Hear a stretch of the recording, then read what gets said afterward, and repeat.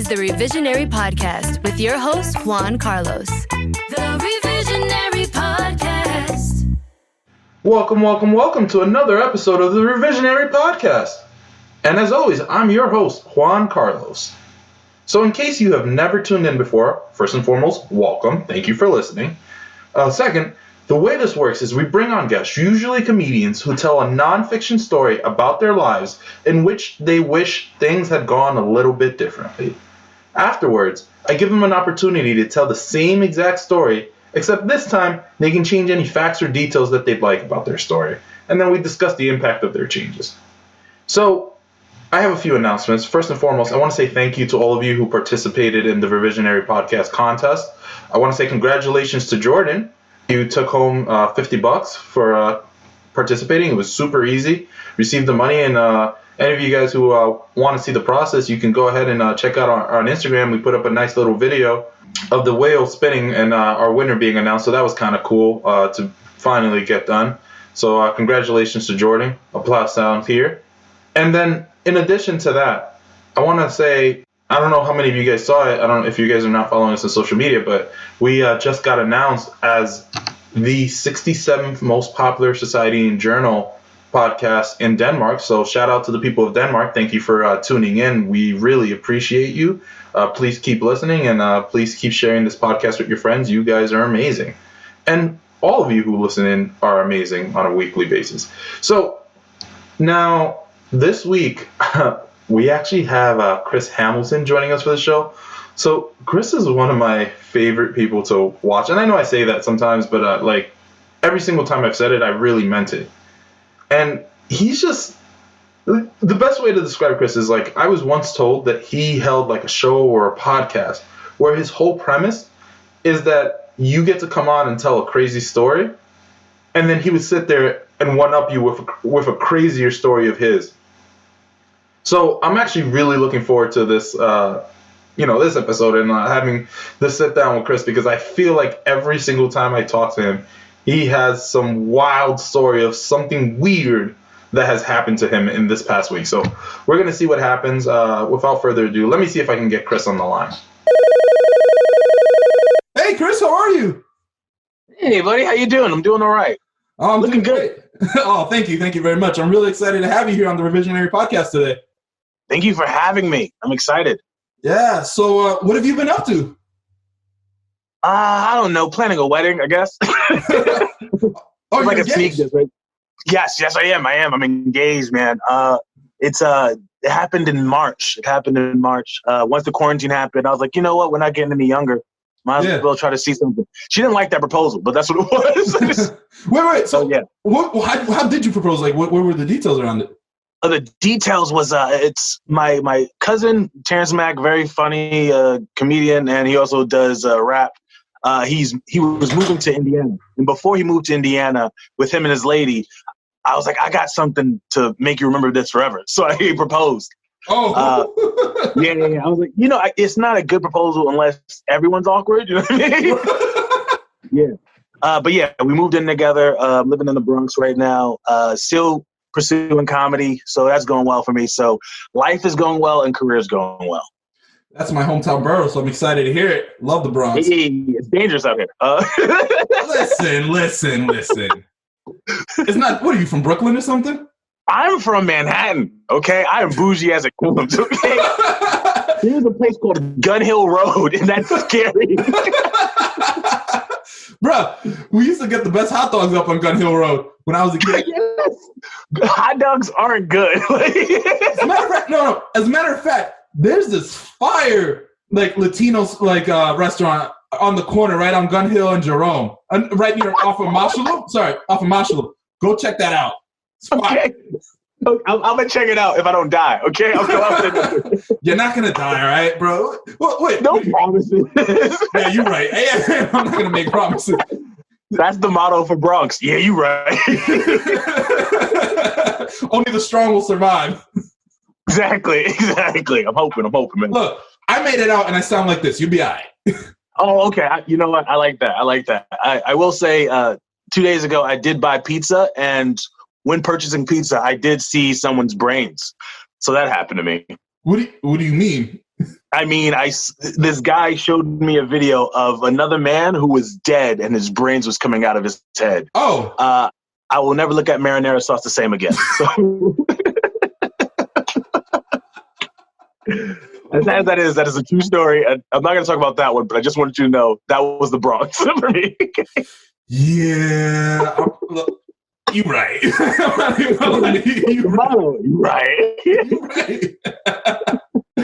Now, yeah, I have a lot of fond memories of growing up in the Bronx, but I will say this, like, my parents would not let me go outside unless I was going to go play sports. Like, you know, if I was going to go play basketball or play some baseball, then it was all right. But, I mean, I saw some stuff, but the dudes knew who I was. You know, I was from the neighborhood. You know, they let me rock. They let me do my thing. Also, here's a little hack, like life hack. I had convinced everybody that I was going to make it to the MLB. I don't know how, but they were convinced that I was going to make it out. They're like, yo, this guy, he's going to be in the MLB. I used to sit there, I would throw baseballs for hours in like the schoolyard. I'm like, that's the guy.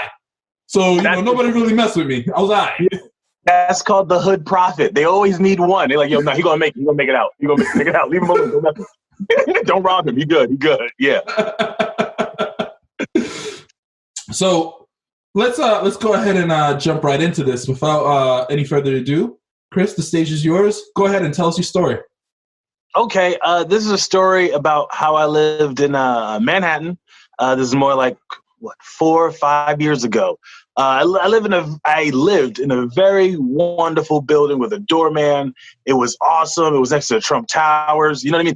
It was a good place. Okay, and some person walked into my house. That happened. All right, so that's the story I'm telling you now. Yeah, you're afraid of the Bronx? Yes. Well, wait until you hear this story, because you're going to think, oh, that makes sense. You're weird or you're fucked up. Okay. Okay, so I was still doing comedy at this time, and we were going to a Fire Island to do a show. I didn't know what Fire Island was. It just sounded lit, it sounded crazy until I found out what it's about. Which isn't the problem. Just not what I was into. I was like, I'm going to get mad ladies, and there's no ladies there. Right. So while I'm getting ready, I'm packing my stuff, my clothes, getting everything ready for the weekend that I'm going to be in Fire Island. I hear a tap on my door, and it's a very subtle tap. One of those taps that you kind of go, oh, someone's trying to get my attention, but don't want people around to know, Right. So I go to my door, open the door, and I look. And the person that I see is talking to my neighbor, and the person's shirtless, and he's talking to my neighbor, and my neighbor kind of has her head like a little bit outside the jar door and kind of like, oh, no. And she closes the door, and he just looks at me and beelines right into my house. Like, what? Just directly. Yeah. And I don't know what a normal person would think, but I thought, oh, he's going to kill me. I'm going to lock the door because we're going to fight. We're going to be two dead people. Yeah, I didn't have it in my head like, oh, there's a stranger in my house. I was like, oh, no, we're going to go boxing. Let's box. So I close my door. He comes in. I close my door, lock the top lock, put the chain on, and I look at him. What is wrong with you? I don't know what I was expecting, but I shouldn't be in the Bronx. Is what I'm trying to say. I didn't know what to expect. Anything could have happened, and I don't know what I was thinking. But he's in my house, and he goes to my guest room, and I'm looking back, and I'm like, okay, what is he doing? Why is this person in my house? So I go to my kitchen, I get a knife, and I go in my room first, and I go, hey, man, are you in here? And he goes, nah. So I hear a voice, but I don't see anyone. So I go into the bathroom, like, hey, man, are you in here? He goes, nah, man. I'm like, dude. Where are you? You're in my house. Let me know where you are, man. And I go into the guest room, and he goes, yeah, man, I'm sorry, man. I needed the place to hide out. And I don't see him. I'm talking into a room, but I don't see where he is. Right. And I'm like, dude, what are you doing here? And he's like, man, they're trying to get me. I don't want them to get me. Please don't let them get me. I'm like, I don't know what you're talking about. But now it seems like they're going to get us. It's not just you anymore. So I go, hey, look, you got to get out of here, man. I don't know. He's like, no, man, I can't go out there, man. They're trying to kill me. I go, who is trying to kill you? Now, mind you, I'm thinking that because I'm living in a nice area in Manhattan. I'm like, people are fine out here. What are you talking about? Can we also talk about how there were people inside the apartment trying to kill him? Like, my man, you rolled in with a whole knife in your hand. I did, but it was more of a prop rather than to use. I wasn't planning on using it. I just wanted to show him that I had something. You know what I mean? He could have had a gun. I don't know what he had. But he gets out. He gets out of the closet. Right. And he walks up to me and he goes, look, man, I'm so sorry. I have nothing on me. He shows me his hands, his palms are free. Like, he's like, look, and he shows me, he has no shirt on. He shows me that he has a gash right where his abs are. And someone stabbed him. And I go, wait, what happened? And he explains that he was trying to buy drugs from someone. And the person he was trying to buy drugs from thought it was a good idea to stab him and take the drugs, which is a good business plan. If you're a drug dealer, if you're dealing on drugs on the violent level, definitely do that. That way you get both of the revenue. Anyway, right. So he shows me, and I'm like, okay, all right. So I go to the bathroom, I warm a towel up, and I give it to him so he can, like, heal himself in a way. And he looks at me and he goes, hey, man, do you have like a phone? And I go, yeah. But while he's asking me about the phone, he's also like being like kind of dodgy, like he's avoiding the windows. And I didn't notice it at one point, but I see him like hanging out in the hallway where there are no windows. And he's like, yo, man, can you like dim the windows? Can you like dim? I'm like, what? No, I'm not dim. Why? He goes, they're going to get me. I go, no one is coming up here to get you. And I don't know if that was true. I don't know, man. Like I didn't have any idea. Right. But he's like, no, you're going to get me, man. And I go, look, man, just take care of yourself. Go in the bathroom. Do what you got to do, bro. And then you got to go. Because I don't know what to do here. This is not my plan. I got to leave. Right. And I don't want to tell him it's Fire Island because I want him like, oh, you like that. Like, I don't want that to happen. So I don't tell him where I'm going. But he goes in the bathroom. We put alcohol on him just to make sure it's fine, so it's not infected. We put towel on him. He kept the towel. And then he comes back to me and goes, yo, man, can I use your phone? I go, what? My phone? He goes, yeah, man, I'm sorry. They took my phone. I dropped it. I don't know.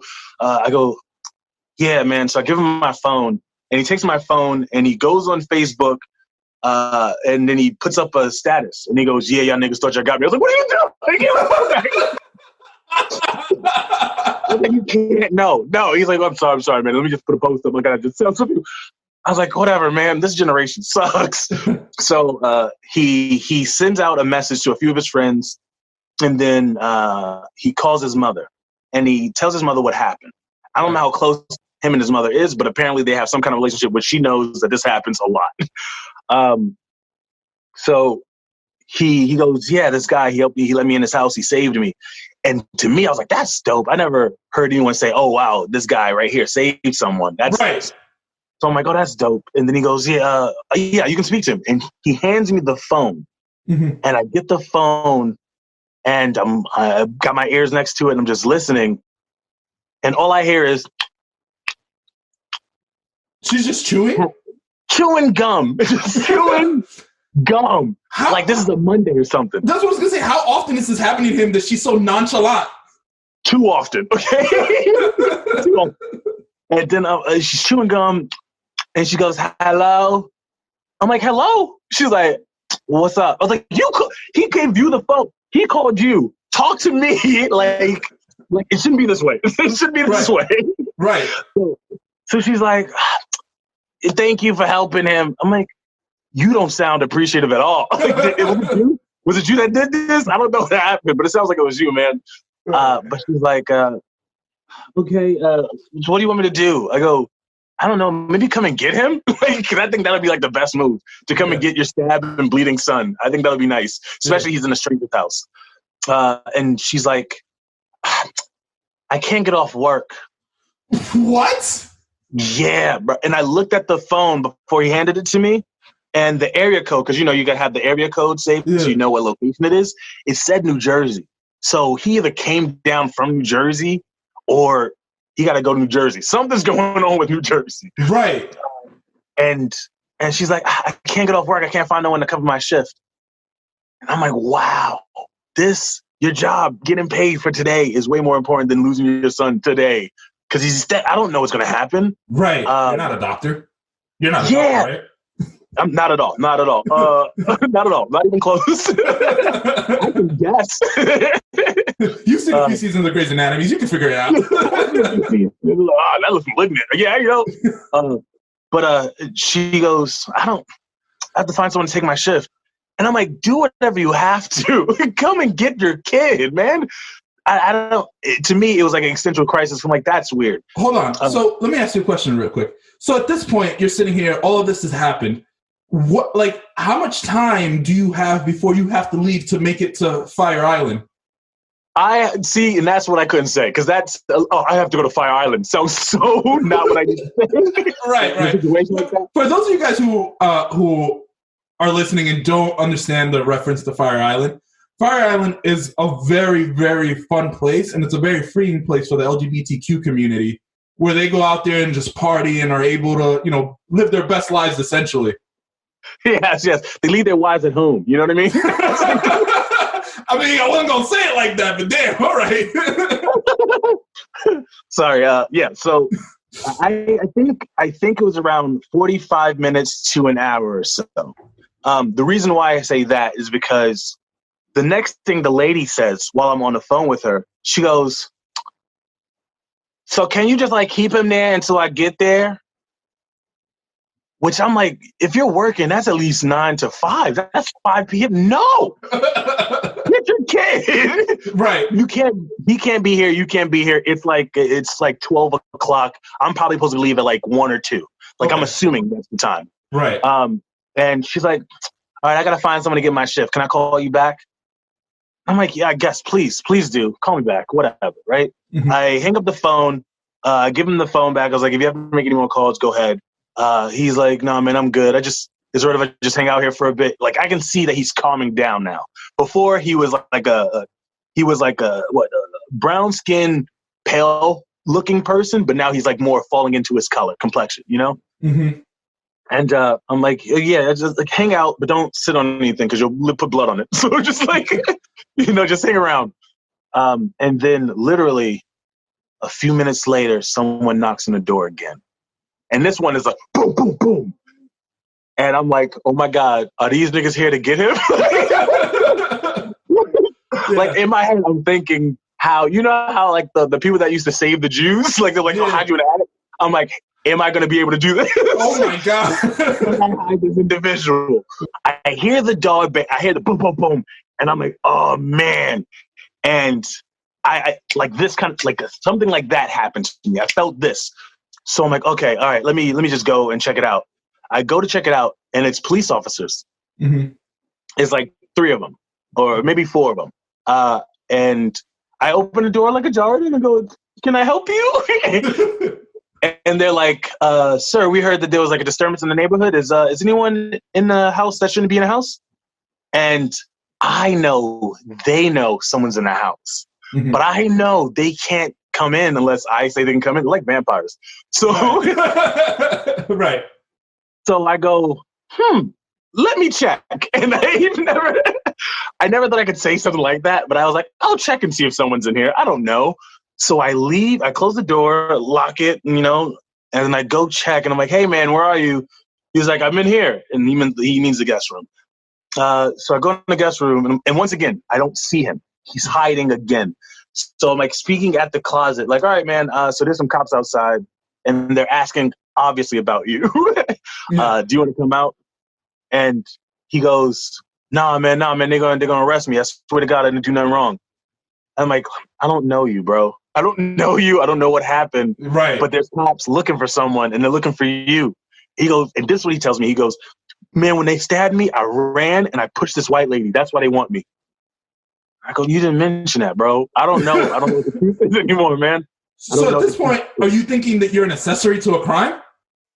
Yes. Yeah. I'm adding up the things just like you're adding up the things this is not looking good for 2 black guys. I'm going to Fire Island. That doesn't look good for me. It's like I told my lover to commit a crime, come back to my house, we're going to smash, and I'm going to leave. That's what it looks like. So I'm like, look, man, I don't know you. I need you to come out. I'm going to talk to them, and I'll make sure they don't do anything to you. And that was also a lie because I don't know what they could do to him once I tell him to come inside. I have no idea. Right. So I go, hey, man, just come out. And he goes, all right. And he was under my bed. He was under the bed. Right. And I've never seen someone like stealthily crawl out of a bed. Like he didn't do like a push-up thing. He like slid out of the bed and got up like on some Thriller stuff. And I go, all right, stay here. I'm gonna go get them, but I guarantee you'll be fine. Okay. And mind you, this time has passed, not like an hour because I have to leave soon, but time has passed. So I go to the police officers. I go, hey, you know what? There is someone in here. I didn't know. But if you come to get them, can you like not use any force or guns or anything like that? And they go, yeah, no, we just want to talk to him. Okay, whatever. Sure. Fine. Yeah. So I go, hey, okay, stay here. I bring him to the living room. I say, stay in the living room. I'm going to go get him. I run to the room. I go, hey, man, come out. They're here. And he goes, all right. And he comes out. And they had a lady cop talk to him. And she's like, hey, we just want to talk to you. And then a guy cop was like, all right, I'm going to put these handcuffs on you, too. And I was like, that's not how you talk to someone. No handcuffs to have a conversation. Right. So they handcuff him. And I go, that's what I do. Okay. What I wanted to say was, if you wanted to talk to him, you don't have to put him in handcuffs. But I realized there are two black people and one of us committed a crime. That's not good for me. So which one? Yeah. Exactly. So I go, I'm not going to say anything. And he goes, yo, man, just tell people on Facebook that they took me in and I'm going to the precinct. I go, I got you, man. No worries.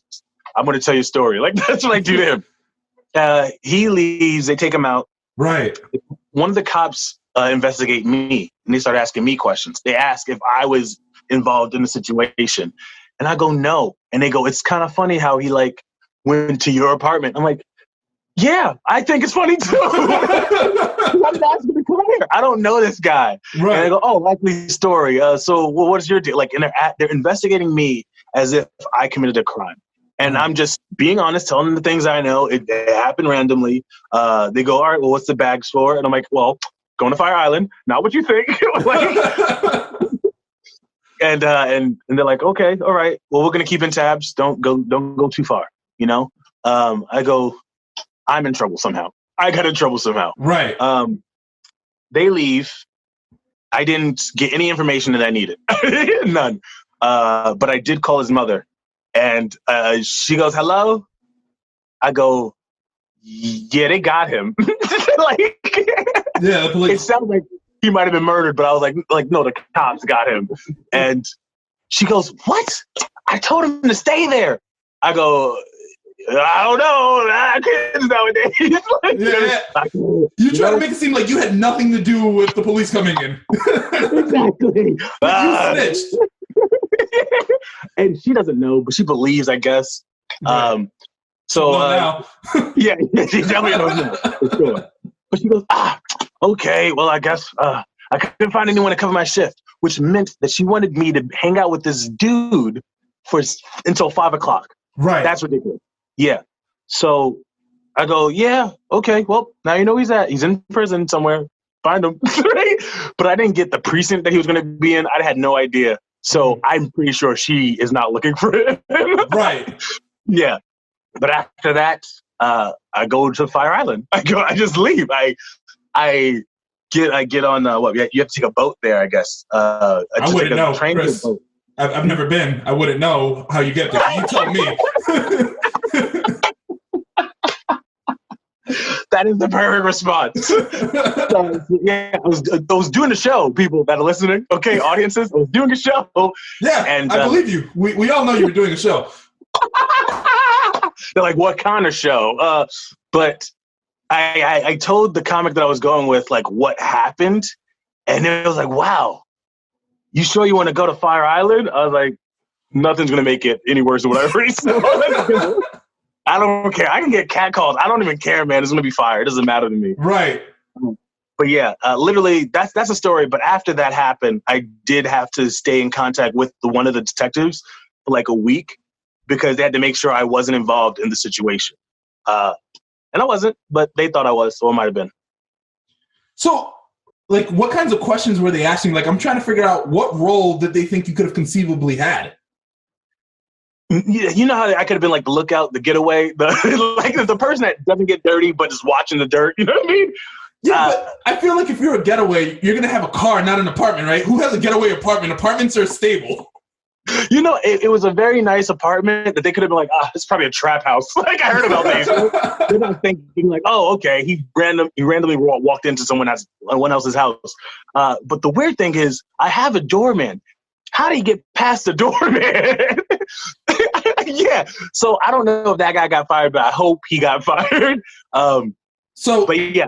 The kicker is your doorman was the person who he was actually having the transaction with. And that's how he got into the building. The doorman stabbed him. He's like, yeah, he got much. It's the perfect cover. That makes the most sense because it doesn't make sense how you got past someone that's supposed to guard the door. Like, they didn't come up at any point to go, hey, there's a random person up here that shouldn't be up here. And I guess they couldn't because that would scare off a lot of the people that were living there, residents. But it was a weird thing that the guy got past the door guy, went up to my floor, knocked on people's doors, and I just happened to answer. At the same time, I'm kind of happy, I guess, because God forbid if the people were chasing him and they were going to try to get him later on, that would have, for me, that would have been like, oh, that's messed up. Right. But at the same time, I felt like I was an accomplice in some weird way. But yeah. So here's the thing, right? I think that these things tend to work out poetically. And who better to assist you, or who better apartments to run into than a comedian's apartment? Because now you have this dope story that you can share and tell his story like you said you would. Yes. I'm sharing his story. This is dedicated to you, man. I feel like he's up there. I feel like he's up there. But he's probably up there. So for those of you guys who are listening and can't see Chris, he's actually pointing to the sky and saying that he's going to put this man's picture on his shirt. Yes, I'm pouring some 40 out for him, okay? My 40 ounce. But yes, he's definitely probably not with us anymore, statistically. You know what I mean? Jeez. Just because of his life choices is what you're saying. Yes. I mean, come on. I don't know. But I did feel bad. And I think for a while, I kept his Facebook on my phone just to see how he was doing. Because I didn't know him, but he put his Facebook on my phone. So I was once in a while just checking it out, just seeing how he was doing. And then after a while, I was like, oh, this feels creepy. So I got rid of that. Yeah. You said that your neighbor was a woman? Yes, it was a lady. Yeah. So I'm trying to imagine what that conversation would have been like when he was like trying to explain his story to her, because there must have been an extra layer of scary for her. Yes. I mean, it had to be. He had no shirt on. He was covered in sweat and he was knocking on her door. That alone is scary. You know what I mean? Right. And it didn't seem like the lady was bilingual. So I don't think he was like getting through to what he was trying to say. But I feel like she just saw an angry, sweaty black dude with a shirt off bleeding. And she's like, ah! Like, it makes perfect sense. But I hope that he was trying to explain the same way he did with me. And I think if you're ever a victim, the best move to do, as it is to do open palm. This is just like this. I have nothing. I don't know why, but it's like just like a scientific proof that if you show your palm of your hands, it makes you look harmless for some reason. Mm-hmm. And in that case, it definitely worked for me, because when he was like, I have nothing, I was like, yeah, I see it. I see you. You don't punch, you're not going to slap me. So yeah. I have no idea what they were talking about. I have no idea. I just know she was like, no. Whatever you're asking for, no. Like, it doesn't matter. Your basketball team? Not at all. No. So, and how far into the hallway did you step out that your door was wide enough for him to beeline into it? No, he definitely barged in, because I didn't step out. I opened the door, but I opened it like you would normally open it. I didn't open it like a jar. I didn't check like that. I looked through the peephole. I saw that it was a guy and the lady that he was talking to. And in my brain, I was just like, I wonder what's going on. That's what I thought. And I opened the door. And then while I opened it, and it's wide, he ran right through me. Now, he didn't push me, because if he would have pushed me, I would have felt like, oh, this is an attack. But it was definitely more like he like kind of slid past me, got through, and he ran to the back of the house. And I was like, okay. It didn't seem like he was trying to be violent. And maybe that's me. Maybe that's who I am. I don't know. But I thought more that it was a victim situation or something scary was about to happen, not that something scary was happening. Okay, that's fair. So why don't we go ahead and get into this? And if you could change any details or facts of the story, what would you change? The facts of the story I would change is not opening the door. Well, obviously, besides that, what else would you have changed about the The story would have been so much better if I was like, oh, I saw like a guy without a shirt bleeding. Keeping it close. Like that would have been a way better story. Right, sure. Yeah. But if without that, I think the story could have been better. If maybe I was like, you know what, bro, let's get these fools. Like, what if I was like, I just doubled down. I was like, yo, let's get them. You know what I mean? Like, Chris, you told me you were living in a doorman building in Manhattan, and you're worried about living in the Bronx. I don't see how that would have worked out well for you. Because here's the thing, I was a scrapper, and I like when I went to school, I trained in martial arts, like mixed martial arts. So I have been doing that, and I'm ready for it. But you never pick a fight. You gotta wait for the fight to come to you. So that's what I did. I thought the fight came into my house, but it didn't. So what I should have did was like, yo, how about we team up? You get a knife, I get a knife, we go find these guys. And I didn't make that move. And you're right. I didn't say it was gonna help out my story. It's a better story. I'm just saying, this sounds to me like you've seen Karate Kids 1 through 3 2 times, and now you think you're ready for action. That is what I'm hearing from this story. I see him and I go, whoa! Karate Kid fan? Yeah, basically. Okay. So I get that, and I think, I'm glad that didn't happen. I would have, whenever there's a situation of fighting and I can get involved, I try to go, no, I'm an adult now. I got responsibilities. No. Right. But at the same time, it is fun to beat someone up. It's amazing to just watch someone's will to fight dwindle. You know what I mean? Oh my God. But yeah, I think there could have been a lot of things that could have dramatically changed the story. For me, I'm just glad it didn't escalate any further. I do also look back at it, and I still wish to this day I went to the cops and I was like, oh, no, he's not here. I don't know what you're talking about. I wish that would have happened. I feel that because I knew I was going somewhere and I didn't want this person that I didn't know bleeding in my house anymore, I was like, oh, this is the best escape for me. My best submission would be to just hand him to these police officers, let them take him, and there we go. And that's what I did. And the sad thing is I wish I didn't do that. I wish I was like, bro, fucking come with me to Fire Island. You know what I mean? Right. Show them something different in the world. That sounded gross. Look, hey man, let me make this stance clear in case anyone's listening. Love is love. Live your life. What you do to live your personal truth and your personal happiness is what I want for you. Like, I'm not with Chris here. Like, what he's calling gross, that's his own opinion. First off, I think it's beautiful to have a place called Fire Island, and for having someone to have their own retreat and be able to live out whoever they feel like they want to be, I think that's wonderful. I think the only bad thing for me is if you go, hey, are you that then? And I go, no, I'm not that. But I would be as offended if you was like, are you white? I'm like, I'm not. Look at me. You know what I mean? That's where my energy was coming from, and less of knocking down anything. But I wish that when the cops did come, I didn't let them in, and I was like, all right, man, maybe you can just do something that's not in my house anymore, but they're not after you. But I get it. He was petrified.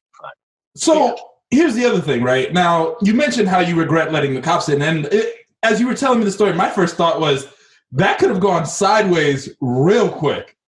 You know what I mean? Like just involving the police. Involving the police? Yeah. But here's the thing. I don't know if they had clues that he might have been in my house, but they don't know if he was still there. I could have easily been like, no, I kicked him out a few minutes before you got here.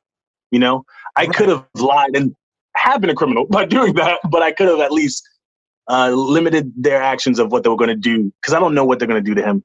And obviously, I would assume prison and maybe some time or whatever. But at the same time, that messes with someone's mentality a lot. To get arrested, You know what I mean? Especially if someone that you go for help and then you expect these people, the police, to also help you. And then sometimes they're also looking at you as a villain rather than looking at you as a person that was just stabbed, you know? But not even that. I'm saying, like, take it one step further. You retreated into the apartment. You were there for what I'm imagining was a few minutes. You know, time had passed, as you said. Right? That only further incriminated you. I mean, thankfully it worked out for you. But you know what I mean? Like, you could have ended up. Oh, my God. I get you. I get what you're saying. And it just hit me. I was in danger the whole time. I feel like Bruce Willis in Sixth Sense. Oh, I was dead the whole time. That's what it was. Yeah, I get you. I get you completely. I'm glad it didn't go anything crazier than that. And I do think that because he was young and I think he was afraid, and I think that's true for a lot of, I don't want to just say hood dudes, but for a lot of people who think they're tough, is that I think they think they have to be this tough individual, but inside we're all kind of scared because we don't know what's going on. Right. And I knew what wasn't going on, but I knew I didn't want him in my house anymore. That's what I also knew. So it's like, they're going to take you somewhere else. I just hope they took him to the hospital first. You know what I mean? Right. Yeah. So how has this story affected you since then? Do you think twice now about the way you opened the door? No. That's the sad part about it. The sad part is it hasn't stopped that. I think I'm clever enough. I'm hoping that I'm skillful enough that if anything crazy was to happen, I'll be able to handle that. And I would say someone coming into my house, that wasn't the craziness, because nothing bad happened. I think if someone came into my house and was like, I'm going to attack you too, I would consider that more of something I should be like, all right, am I ready for that? Can I handle that? And I think in this situation, I think I did the best I could. And if this was to happen again, I would hope that I react the same way. Quick to open my doors, let in whoever needs help, and just to make sure whatever's outside about to calm them is blocked by some wall, some door, something like that. I'm trying to be a good guy. I want to go to heaven, man. But I also want to enjoy my time at Fire Island, okay? Listen, I'm just saying, I've seen you do stand-up. The deck is probably already stacked against you. You might as well just lean into the evil. Just lean into the evil. It's fine. No, I'm just kidding. Yeah, I genuinely do. I think that I would want to do for anyone that I would hope someone does for me. And if I'm running into someone's house for help, regardless of who you are, I would hope that, I'll help you and hopefully they'll help me at some point. So my move of getting the knife was more of a thing of hopefully nothing bad happens. But if something does, I have to be ready for the action that I did commit at the beginning of opening that door. So yeah, I don't know. I think I'm trying to do that so the audience goes, he's the bad guy. Oh no, okay, he got a kind of heart. He has a good heart. You're trying to win them over. Oh, I respect that. I get that. First and foremost, I want to say thank you for coming on the Revisionary Podcast. This has been a story that I've enjoyed tremendously. Buddy, I appreciate it. Thank you for having me.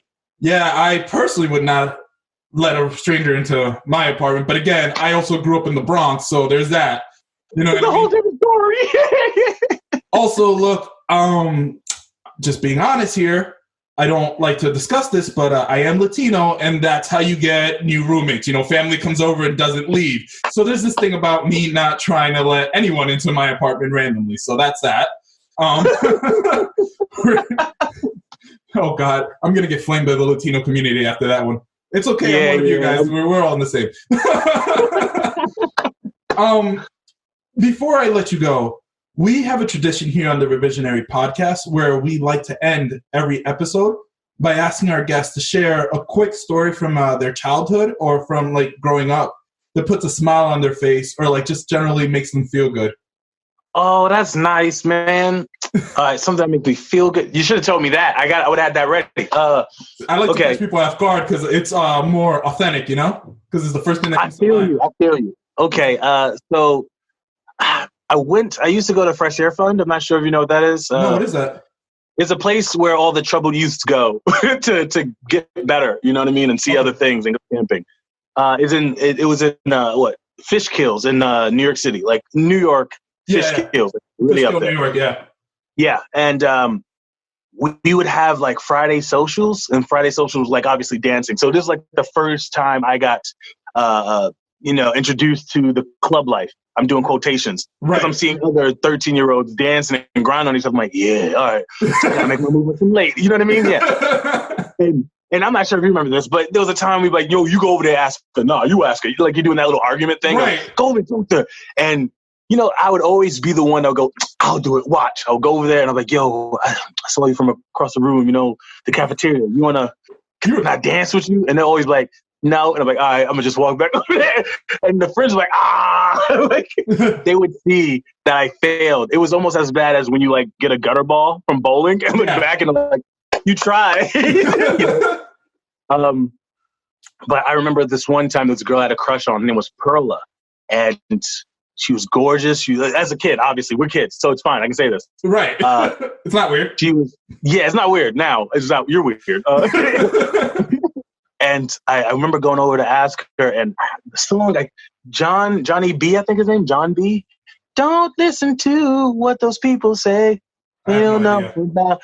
Okay, audience, look up that song. It's a hit. Okay, it's amazing. Dude from UK, but he sounds black. It's crazy. All right. Anyway, so that song comes on, and I'm like, hey, like, I've been looking at you the whole time I've been in camp, and I never made a move, and I'm finally trying to make one. And she goes, oh, do you want to dance? And I was like, yeah, if you want to dance. And she's like, I don't know how to do all the grinding stuff. And I'm like, we can just, whatever you want to do. I don't mind. And we just like stood face to face and just danced at each other. Yeah. And if you're an adult looking, you're like, this is weird. That's weird. Everything about this is weird. Right. But for me, I was like, this is dope. This is what I guess going to the camp is all about. Becoming like an adult, quote unquote. Right. Becoming responsible, seeing someone you like and trying to make that move of like, oh, hey, and every time I think about that, I get very happy. And I think the reason why is because I had a big crush on, what's the name again? Perla. Yeah, a big crush on Paula. And I never told her. The only thing I did do once is I let her borrow my hat. And after that, I let her borrow my hat. The weird thing about the hat situation is that I peed on the hat and she put it on her head. What? And I was like, that's dog rules. You're mine now. That's how it works. No, you didn't. You made that up. No. I accidentally peed on it because I don't know. I was a kid. And then I put some like the off spray on it to make it like not smell like urine. Yeah. And I didn't wear it because I knew better, but I had it with me because it was like one of those things to protect you from the sun. And she was like, oh, can I wear your hat? And I was like, oh, yeah, of course. And I gave it to her and she put it on her head. And I thought it was a smooth move to go, that hat smells just like me. If you like that smell of the hat, you like the smell of me. And she smelled the hat and she goes, it doesn't smell like you, which is the meanest thing you can say. But she had urine on her head the whole time. So there you go. I mean, the counter argument to that is she might have smelled bad, didn't want to hurt your feelings, and goes, this doesn't smell like you. So there's a positive in everything. You're telling me she's a saint? Oh my goodness. I made a big mistake. My fiance cannot find out about this video. All right, bro. Yeah. Do you have any last words for our audience? If you liked the story, about the guy breaking into my house, if you liked the story about Paula, come check me out on Hamilton #4 Mayor on Instagram. I do stand up in New York City. I've done stand up in LA. I am a professional comic as well as one, obviously. And am I working on any projects right now? Check it out on Instagram. Find out. Don't you have a podcast? I had a podcast, and it was getting too preachy, so I stopped. The election is like, what are you guys doing out there? That's pretty much what the podcast was.